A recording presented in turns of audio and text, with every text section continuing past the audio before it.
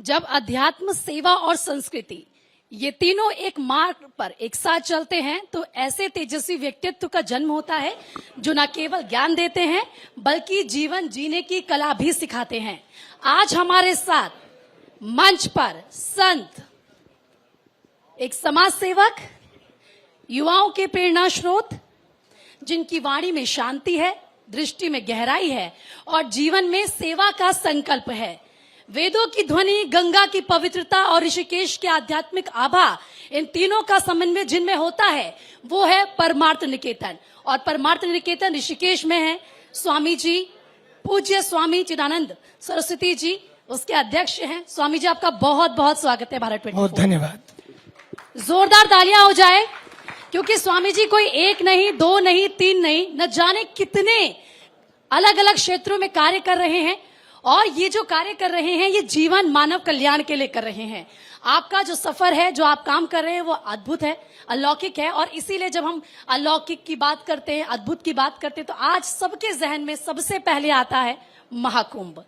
महाकुंभ की सर स्वामी जी मैं बात करूंगी। और महाकुंभ में क्योंकि आपके सानिध्य में तमाम साधु संत पहुंचे, उन्होंने उसको जिया, महाकुंभ को जिया।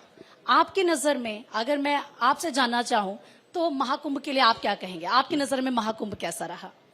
सबसे पहले तो मैं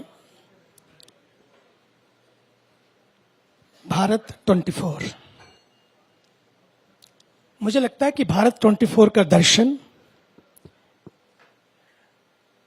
करना है तो उसके लिए मैं एक बात कहना चाहूंगा। समय आ गया है और महाकुंभ उसका एक उदाहरण था। आज तक हम बहुत दूसरे चश्मों से भारत को देखते रहे। समय आया है भारत को भारत के चश्मे से देखने का। और इसलिए भारत 24 जैसे चैनल्स की आवश्यकता है। I remember 46 years ago when I went to America, 40 साल पहले जब मैं अमेरिका गया तो मैंने बहुत सारी चीजें वहां देखी। तो मुझे उस समय कसक होती थी, क्योंकि भारत के पास क्यों नहीं एक ऐसा चैनल है जो भारत को भारत की तरह दिखा सके, जो भारत 24/7 है उसको ऐसा दिखा सके कि सचमुच अगर विश्व को 24 रहना है तो भारत की आवश्यकता है। जोरदार तालियां हो जाए इसी बात पे। इसके लिए विकसित भारत लीडरशिप की आवश्यकता है। भारत के ऊर्जावान, यशस्वी, तपस्वी प्रधानमंत्री जी, क्योंकि मैंने 40 साल में पूरे विश्व के लीडरशिप को देखा है, काफी मंचों पर काम किया है। जितने बड़े बड़े मंच हैं अमेरिका में उन सब पर काम किया है। वहां से लेकर और भारत की, हमारे सामने अभी 3 लीडर बोलकर गए और हमारे चौथे लीडर हमारे सामने बैठे हैं। आज अगर विकसित भारत की तस्वीर को देखना है, अमेरिका में रहते हुए याद आता था क्यों ऐसा नहीं हो सकता कि हमारे देश की सड़कें, हमारे देश का परिवहन, हमारे देश का मन, हमारे देश की चेतना अपने देश को स्वीकार कर सके।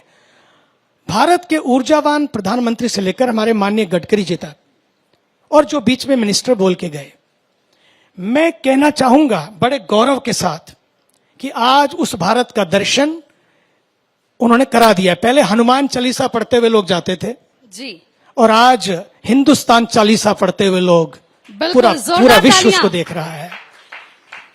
दूसरी बात जो मुझे पसंद आई महाकुंभ की, महाकुंभ में मैं तो संगम के तट पर था, और संगम के तट पर देखे इस देश में धक्के दे दे के सबसे पहले मतदान, उसके बाद जलपान, ऐसे नारे घड़े गए।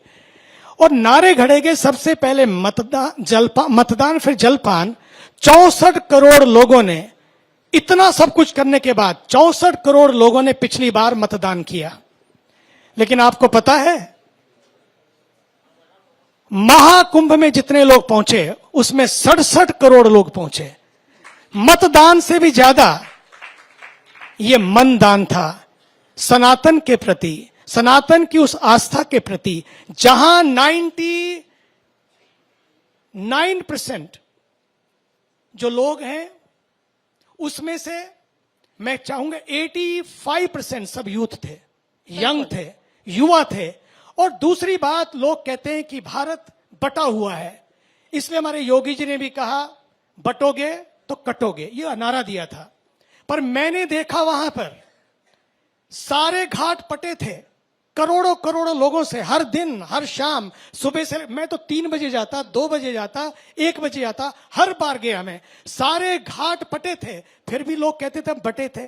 कहां बटे हम कभी बटे नहीं हैं। बस एक ही मंत्र है उस कुंभ का, महाकुंभ का, जहां पर पूरे विश्व के लोग आए, जहां सबकी आस्था थी, जहां पर राष्ट्रपति द्रौपदी मुर्मू जी ने भी स्नान किया और गांव की रामो देवी ने भी स्नान किया। और क्योंकि आपने युवाओं का भी जिक्र किया, और जैसे कि मैंने शुरुआत में कहा कि आप युवाओं के प्रेरणा स्रोत भी हैं, तो मैं आगे बढ़ूं, लेकिन इसी के साथ क्योंकि वृक्षारोपण का भी मैं जिक्र करना चाहूंगी। आप पूरे देश भर में अभियान चला रहे हैं। प्रधानमंत्री नरेंद्र मोदी एक पेड़ मां के नाम संदेश के साथ वृक्षारोपण करते हैं। कहीं ना कहीं मैं आपसे ये जानना चाहती हूँ कि किस तरीके से, ठीक है सर, स्वामी जी मैं आपके पास लौटूंगी। प्रिया, आप कुछ कहना चाहती हैं? जी नहीं प्रीति, प्लीज अपनी बात आप।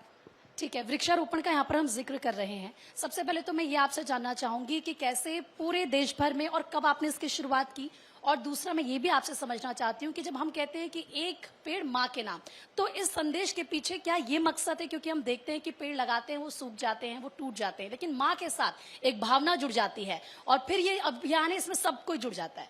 इसीलिए देखिए, the nature of the future, the nature of the future is the future of our nature. No nature no future. अगर अपने फ्यूचर को बचाना है, हमारे फेस्टिवल्स को ग्रीन फेस्टिवल्स, हमारे बर्थडेज को ग्रीन बर्थडेज, हमारी एनिवर्सरीज को ग्रीन एनिवर्सरीज के रूप में बनाना होगा। जी, हमारे जेडी साहब बैठे, जेसी साहब बैठे, एक जगदीश चंद्र बसु थे, प्रोफेसर जगदीश चंद्र बसु भारत के थे, जिन्होंने सबसे पहले कहा पेड़ है तो प्राण है, पेड़ है तो प्राण है, और पेड़ों में प्राण है। पेड़ है तो प्राण नहीं है, पेड़ों में प्राण है।